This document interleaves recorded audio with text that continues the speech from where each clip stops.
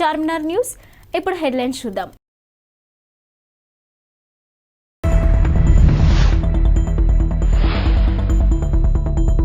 వైనాడ్ పులివెందుల దేవినేని ఉమ.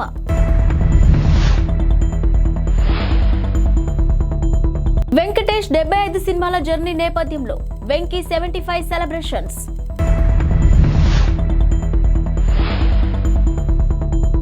మూడు రోజుల పాటు పవన్ కాకినాడలో మకాం. ఓవైపు వైనాట్ Y75 అని ఏపీ ముఖ్యమంత్రి వైసీపీ శ్రేణుల్లో ఉత్సాహాన్ని నింపే ప్రయత్నం చేస్తున్నారు.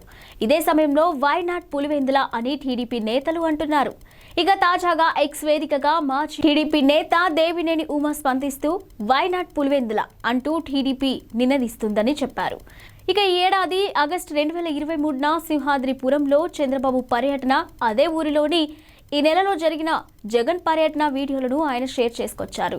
ఇక పర్యటనకు జన నీరాజనం, జగన్ వస్తే పత్తాలేని జనం, జగన్ పని అయిపోయింది అని ఆయన ఎద్దేవా చేశారు. వెంకటేష్ 1986లో కలియుగ పాండవులు సినిమాతో హీరోగా ఎంట్రీ ఇచ్చారు.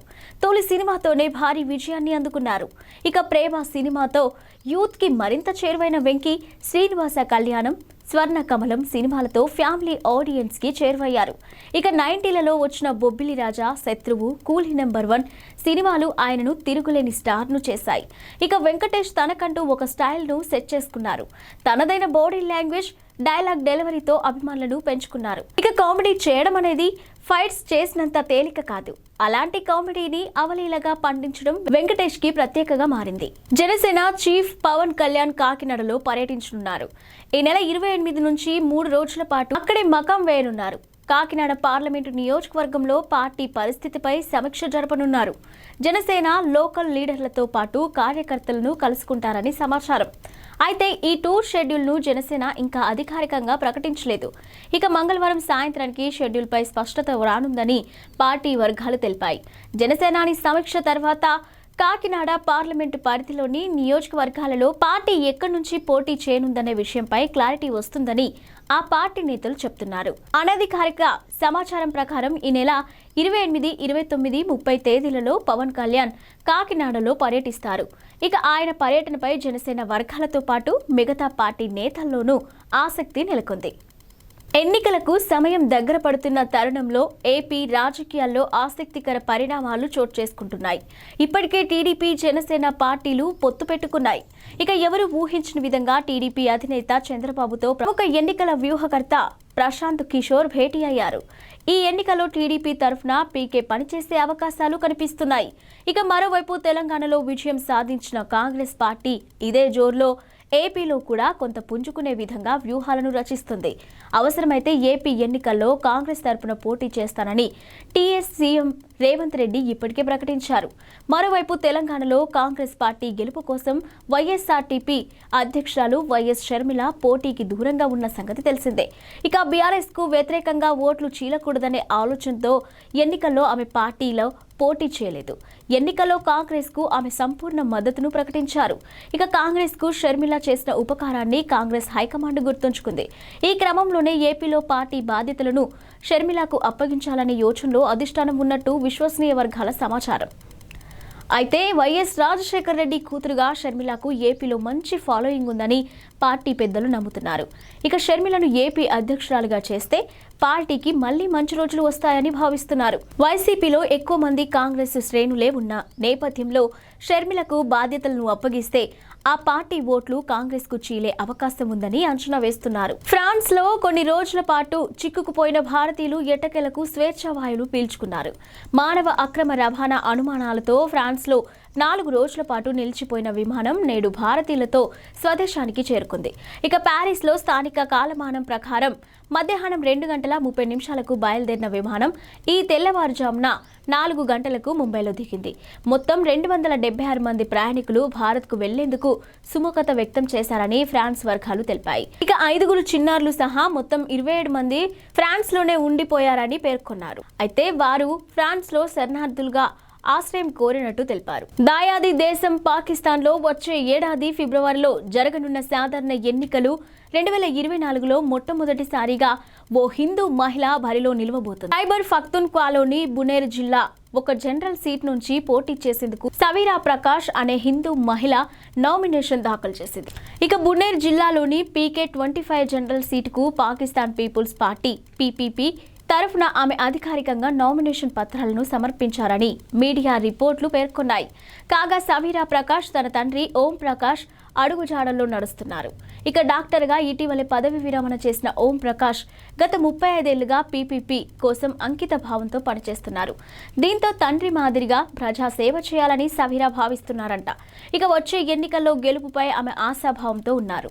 బునేర్ జిల్లాలో పోటీ చేస్తున్న మొట్టమొదటి మహిళ సవీరా ప్రకాష్ అని స్థానిక రాజకీయ నాయకుడు సలీం ఖాన్ పేర్కొన్నట్టు మీడియా రిపోర్టులు చెబుతున్నాయి. తెలంగాణ నూతన ముఖ్యమంత్రి రేవంత్ రెడ్డిని మెగాస్టార్ చిరంజీవి కలిశారు.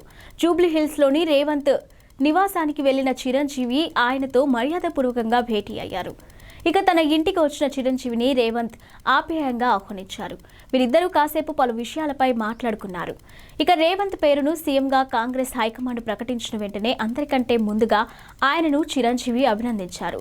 మీ నాయకత్వంలో రాష్ట్రం మరింత అభివృద్ధి పథంలో ముందుకు సాగాలని, మీరు ఉన్నత స్థాయికి ఎదగాలని ఆశిస్తున్నానని చిరంజీవి ట్వీట్ చేశారు. ఇక రేవంత్ను కలిసేందుకు సినీ ప్రముఖులు ఇప్పటికే అపాయింట్మెంట్ కోరారు. ఇక త్వరలోనే మనం కలుద్దామని వారికి రేవంత్ చెప్పారు. ఈలోపే రేవంత్ను చిరంజీవి వ్యక్తిగతంగా కలిశారు. ఇక మరోవైపు రేవంత్ చిరంజీవి భేటీ అయిన ఫోటోలు సోషల్ మీడియాలో వైరల్ అవుతున్నాయి. ఈ ఫోటోలను రేవంత్ తన అధికారిక ట్విట్టర్ ఖాతాలో పోస్ట్ చేశారు. మర్యాదపూర్వకంగా చిరంజీవి గారిని కలవడం జరిగిందని రేవంత్ అన్నారు. ఏపీ ప్రస్తుతం ఉద్యమాంధ్రప్రదేశ్గా మారిందని టీడీపీ జాతీయ ప్రధాన కార్యదర్శి నారా లోకేష్ వ్యాఖ్యానించారు. తన పాదయాత్రలో ఇష్టం వచ్చినట్టు హామీలు ఇచ్చిన జగన్ అధికారంలోకి వచ్చాక అందరినీ మోసం చేశారని విమర్శించారు. నేటి నుంచి ప్రారంభమవుతున్న మున్సిపల్ కార్మికుల సమ్మెకు కూడా టీడీపీ పూర్తి స్థాయి మద్దతు ఇస్తుందని తెలిపారు. ఇక తమ సమస్యలను పరిష్కారానికి పోరాడుతున్న మున్సిపల్ ఆశా వర్కర్లకు మద్దతు తెలపాలని పార్టీ శ్రేణులకు ఆయన పిలుపునిచ్చారు. పోరాడితే పోయేదేమీ లేదు, బానిస సంఖ్యలు తప్ప ఆంధ్రప్రదేశ్ ఉద్యమాంధ్రప్రదేశ్గా మారిందని, ఇక పాదయాత్రలో నోటికొచ్చిన హామీలు ఇచ్చిన జగన్ అధికారంలోకి వచ్చిన తర్వాత అందరినీ మోసం చేశారు. అంగన్వాడీలు, మున్సిపల్ కార్మికులు, ఆశా వర్కర్లు, త్వరలో వాలంటీర్లు తమ న్యాయమైన డిమాండ్ల కోసం రోడ్లెక్కి నిరసన తెలపాల్సిన దుస్థితి నెలకొందని మండిపడ్డారు. ఇక ఈ రోజు నుండి ప్రారంభమవుతున్న మున్సిపల్ కార్మికుల సమ్మెకు కూడా టీడీపీ పూర్తి స్థాయి మద్దతు ఇస్తుందని చెప్పారు.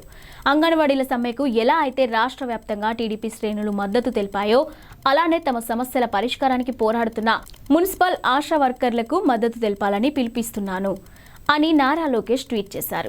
కాంగ్రెస్ సీనియర్ నేత విజయశాంతి బీఆర్ఎస్ పార్టీపై మరోసారి విమర్శలు గుప్పించారు. పొరుగు రాష్ట్రాల వారు తన నాయకత్వం కోరుకుంటున్నారన్న కేసీఆర్ వ్యాఖ్యల్ని గుర్తు చేస్తూ సెటైర్లు పేల్చారు.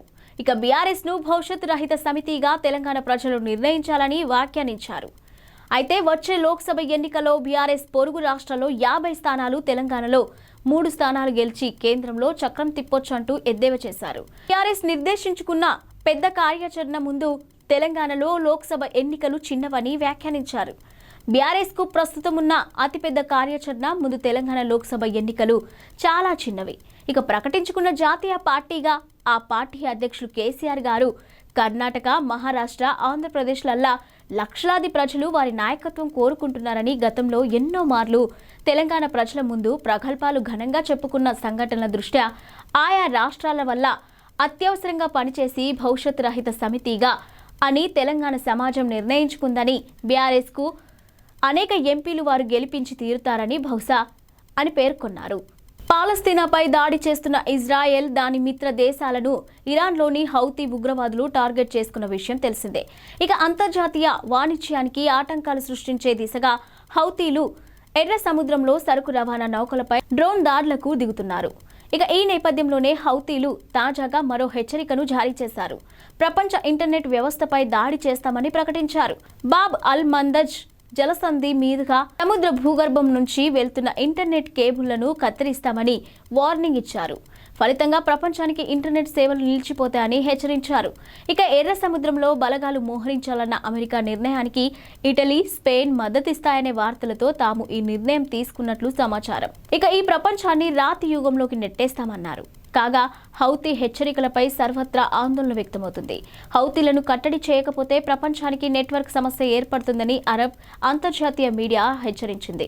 కాగా హౌతీల చర్యలతో భారత్కు ప్రమాదమేమీ లేదని భారత టెలికమ్యూనికేషన్ శాఖ విజిలెన్స్ విభాగం మాజీ deputy director general George Marshall పేర్కొన్నారు. ఇక భారత్పై ఈ చర్యల ప్రభావం ఉండదు. సముద్ర భూగర్భంలో ఒకే లైన్ ఇంటర్నెట్తో ఫైబర్ కేబుల్ వ్యవస్థ లేదు. ఇక దేశాల మధ్య వేర్వేరు సంస్థలకు చెందిన కేబుళ్లు ఉన్నాయి. భారత్కు చెన్నైకి పుదుచ్చేరి, కోల్కతా, ముంబై వంటి పోర్ట్ల వద్ద అంతర్జాతీయ ఇంటర్నెట్ హబ్లు ఉన్నాయి. ముంబై, హైదరాబాద్ లైన్లు ఏవైనా ఇబ్బందులు తలెత్తే సర్వీస్ ప్రొవైడర్లు వెంటనే చెన్నై లేదా కోల్కతా హబ్ నుంచి డేటాను యాక్సెస్ చేస్తారు. ఇక అర్జెంటీనా వంటి పలు దేశాల నుంచి కూడా మన హబ్లకు అత్యవసర ఇంటర్నెట్ కనెక్టివిటీ అవకాశాలు ఉన్నాయని తెలుపుకొచ్చారు. ఇవి ఇప్పటివరకున్న బులెటిన్ అప్డేట్స్.